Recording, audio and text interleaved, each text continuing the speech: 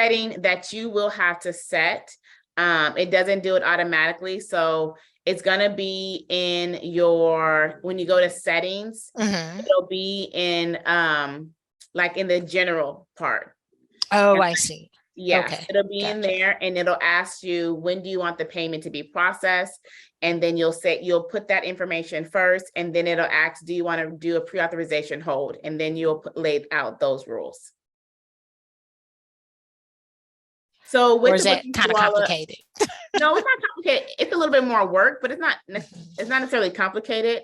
I would probably just recommend having a different form. Form 1 is the one that I recommend for residential. It has like the most user-friendly for like the type of services that we provide, but there's different forms that you can have on there, right? So I would definitely recommend looking at the different forms. There's only 5 as options.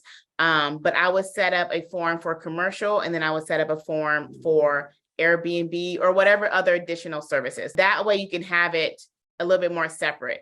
Now, if you are doing commercial to where like you don't do a lot of commercial, you could just have just your regular form and just basically customize your pricing, where you can do an adjusted price. And then on the adjusted price, you'll just write out whatever that total is. And you will just put that adjusted price for $150. And then of course you can put the frequency, however often you want the frequency. And then you can just send them that like that. But if you want it to be more detailed, then I would probably recommend doing another form. So I personally, I'm not a techie person, so I didn't actually do like the embedding where it was embedded on the actual website. I just did it to where I took the URL from the Book Now page, and then I put that URL and put it on the button. So where anytime, like any of the Book Now buttons, I put the link in there. So when they click on the button, it takes them directly to the page. The Book of Koala. Okay. Yeah. So that's how I just didn't know. Now I always wanted it to be that way. So, it can be like, oh, right on it. But like, I didn't know how to do that. I just never did it. But if you are having problems, I would totally recommend reaching out to Wix like tech support team. And if it's something that they cannot fix, then I would just have you do it that way, because it really is seamless. Like they can't even really tell the transition. It's literally that they press a button and it takes them directly to the website. I've never heard of that company. I never heard of that company before. I tried every lead like type. I did the Google ads, Google local, Facebook ads, LinkedIn ads. And for some reason, nothing has beat SEO, Google ads, and Thumbtack for me personally, not even Yelp. I've tried Yelp a couple times, but not Yelp.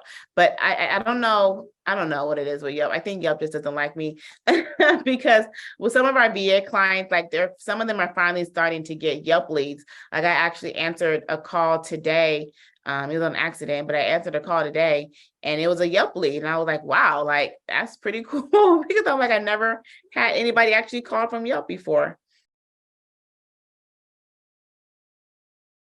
Yes, you can totally still run business without it. It's just, Google My Business allows you to get the Google local leads. Now you can still get Google ads as well without Google local. Without having Google My Business set up. So Google My Business just gives you that access to do the Google local leads, but you can still do Google ads. That's the one that is the PPC. So you're paying per click. But you can still run your business without having it. I feel really confident that he would be able to help you too, because you can still be successful. I didn't start running Google ads until like end of year 2. So you can still be really successful without having to run Google, but I'm confident that he'll be able to help you get your Google set up.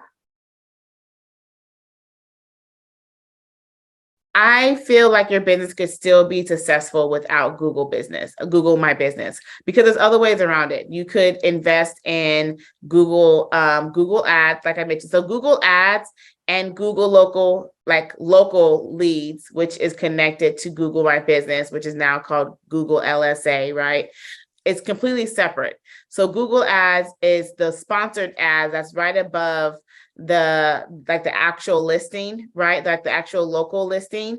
And those are PPC, which means that you're paying per click. So the cost of the lead is less, but you get more clicks. So it's like you're paying for a lot of quantity, a lot of people clicking on that ad. And then, like I said, you have SEO, and then you have Thumbtack. You also have Yelp. So there are other avenues that your business can still be really, really successful on without having Google Local. So don't think that, without that, you're just doomed. It just takes some creativeness to find, the right avenue. So there is a video that is taught by Ginger on Google Ads. She does provide a really good, she does have a service as well. She talks a little bit about her business near the end. So check out that video. And then of course you can always invest in somebody, doing those Google Ads for you. I would probably always recommend when you outsource to a platform like that, have them do a test to make sure that it worked, like they are legitimate and they're providing a good service. So I hope you guys have a good evening, and I will see you guys on next Tuesday. All right. Bye, y'all.